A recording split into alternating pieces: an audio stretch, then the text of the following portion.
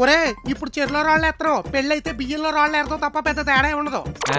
అదే కోసం దాన్ని దీన్ని లేపుకుపోతే తర్వాత దాన్ని పోషించడానికి 4 రాళ్ళు సంపాదించలేక నానా సంకలు నాకెత్తావు. ఎందుకు? తర్వాత నాన్నతో మాట్లాడి కట్నం అయిపోతా అన్నది. అది కట్నం తెప్పిస్తుంది, నువ్వు పిల్లల్ని కనెత్తావు, కలకాలం కాపురం చేసుకుంటూ గడిపేచ్చు. ఇదే కదా నీ స్కీము. ఎవరి లైఫ్ లోనా ఇంతకన్నా వెరైటీగా ఉంటది. ఊహకే నిజానికి నీటికి నిప్పుకి ఉన్నంత తేడా ఉంటది. నీటితో స్నానం చేస్తే చల్లగా ఉంటది, నిప్పుతో స్నానం చేస్తే ఒళ్ళు జల్లెడు అయిపోద్ది. అందుకే నిజాన్ని ఇప్పుడు నిప్పులు అంటది అంటారు. ఏంటో ఆ నిజం. చెప్తా. ఏదైనా యాక్సిడెంట్ అయ్యి నువ్వు పోయావనుకో, తర్వాత వచ్చి ఇన్సూరెన్స్ ని నష్టపరిహారం అంటారు. ఆ, ఇప్పుడు పెళ్లి చేసుకుని సర్వనాశనం అయిపోతావు కదా, ఆ, కట్నం పేరుతో ఆ ఇన్సూరెన్స్ ముందే ఇచ్చేస్తారు. ఆ, కట్నం నాకే కదా ఇస్తారు. ఇదే ఊహ. కట్నం నీ పేరు మీద ఇస్తారు, ఇచ్చేవన్నీ ఆ పిల్ల పేరు మీద పెడతారు.